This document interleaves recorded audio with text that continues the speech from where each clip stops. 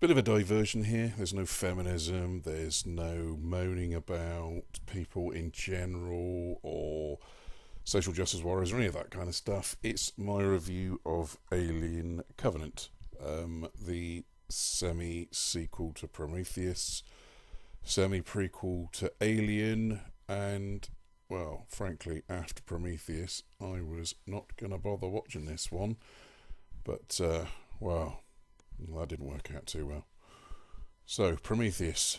I simply didn't like that movie at all. Whilst its themes were interesting, it did nothing with them. I was content to let what was supposed to be intelligent characters die deaths that even a dumb blonde in a slasher movie would escape from. As you can imagine, I really don't like Prometheus whatsoever.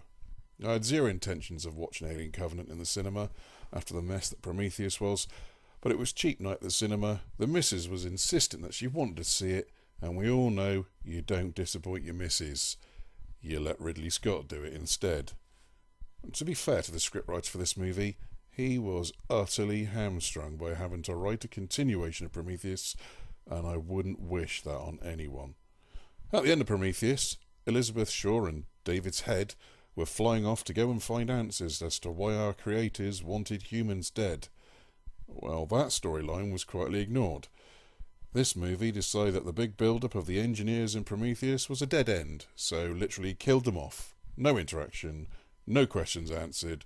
David decided to simply exterminate them. Prometheus was Shaw's story, with David being a bit of a dick. Alien Covenant is the story of David being a monumental dick throughout. Shaw is superfluous to the story mostly, but at least is still more relevant than Vickers was in Prometheus or her father revelation. The problem Prometheus had is the utter stupidity of the characters and the script. Supposedly intelligent scientists putting themselves in unnecessary danger throughout just to move the story forward. Well, it seems that Ridley Scott and the new scriptwriter learned nothing of that experience, because it's stupidity all over again as the new crew make the same mistakes again with no helmets that lead to the inevitable infection that kicks it all off. That's not lazy at all. Scanning a new planet and noticing storms and landing sites, in water no less, but not spotting the massive engineer city that is literally within walking distance, is just a reminder of problems that existed in Prometheus. Throughout this movie and Prometheus, David has always been painted as an android of intelligence, but the motives of David end up looking stupid in this movie.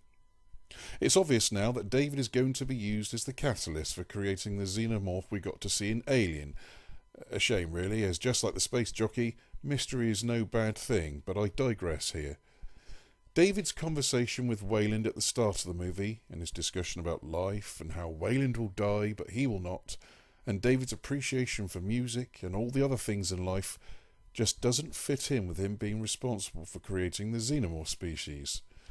This is a species that has no passion for anything other than killing and procreating its species. There's no intellectual conversation, no love of music or art, of life.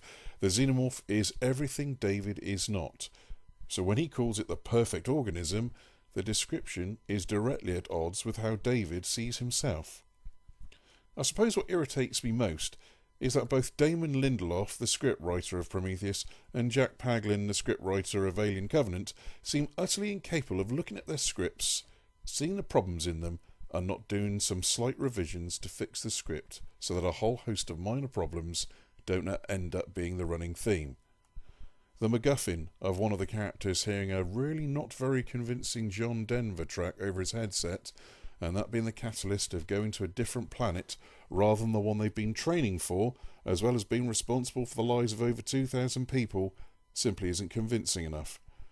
The set of circumstances that lead a ship full of humans, with a synthetic android in a storm that disables the ship at the exact right time so they can hear an indistinct tune that leads them to delay their mission to investigate a planet that has a similar model synthetic android that needs humans to continue his experiments, is a result of a lazy script with far too many leaps of faith to be taken seriously.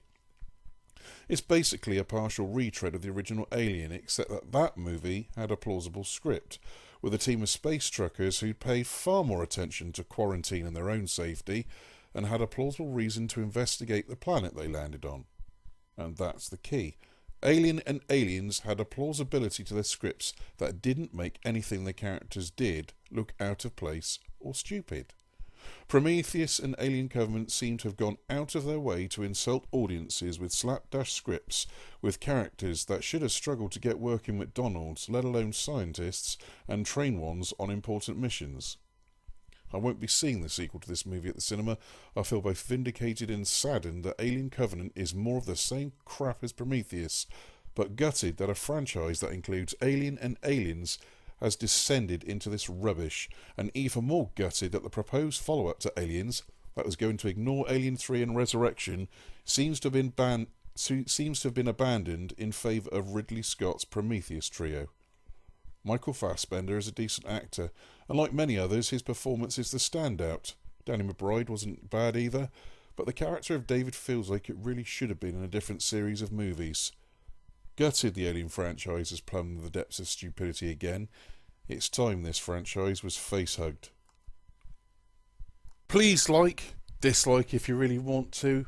Make a comment, don't make a comment, but I'd really appreciate it if you subscribed. It makes all this stuff kind of worthwhile. Bye now.